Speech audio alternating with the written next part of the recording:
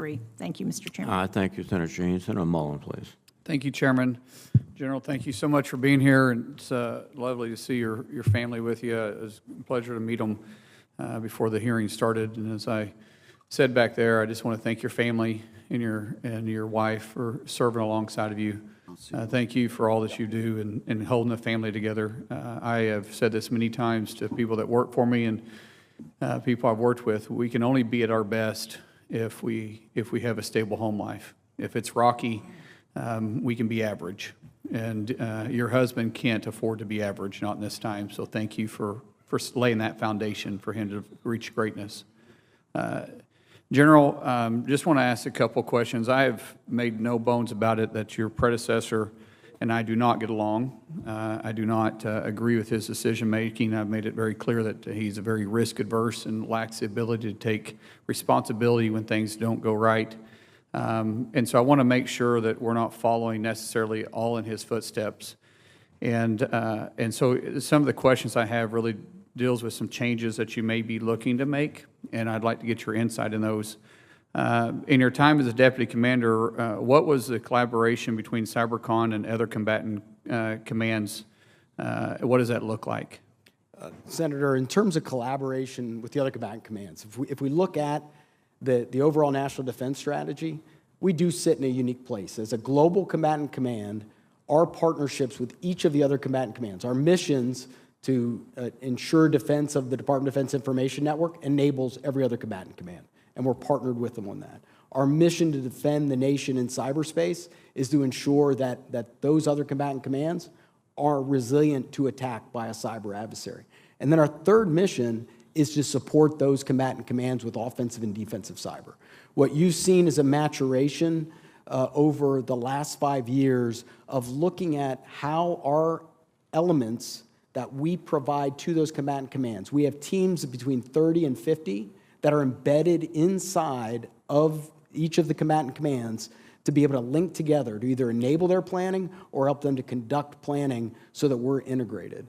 And as we think about it, Ukraine has provided a really good example. I was a component to European Command at the time, and so General Walters gave us very clear requirements for how Air Force's cyber and then the broader Cyber Command enterprise could support EUCOM and NATO in their efforts to enable Ukraine. Do you have any examples of changes that you might want to see moving forward, things that we could do better in those areas?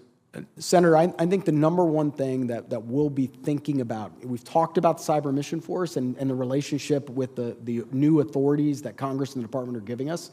The other thing that comes with that is an opportunity to scale.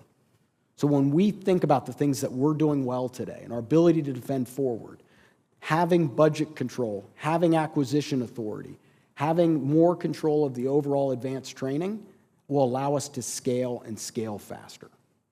How has CyberCon collaborated with industry partners in the past, and how do we look at changing those relationships moving forward?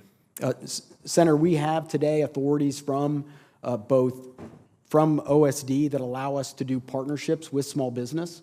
So whether they're cooperative research or small contracts, we have started in a number of ways working very closely with small business. As we continue to grow our acquisition authority, we are working with research and engineering to also begin to look at what's our role going to be in science and technology. Is there some changes we need to be looking at to help you make changes for that relationship to build and move faster? Senator, the most important thing that would be the passing of the FY24 appropriations bill. And if with the FY24 NDAA and the appropriations bill, that will give us those authorities. Without that, we will operate in our previous model until the budget's passed, and then we'll have to undo that work and redo it. What are some changes we need to be making to invest in when we're looking at the budget and we're looking at appropriating dollars? Where should we be focusing on to give you the advantages you need? Right now, Senator, when we went through the process of enhanced budget control, the department did a very good job of evaluating what the services had spent on our cyber mission force, and then the department added a significant number over that in the president's budget. So as we look at the president's budget, that is an accurate capture of where we are today that would enable our scaling and our ability to do that. So as we look at the final of the NDA and the appropriations bill. That's what we will be looking for are those numbers in the president's budget. And based on that, we'll come back with the department who has treated us very well through this process. General, thank you for being here. Ma'am, thank you for, like I said, the support, and family, thanks for being tolerant and moving as often as you have. Really appreciate your service. Thank you.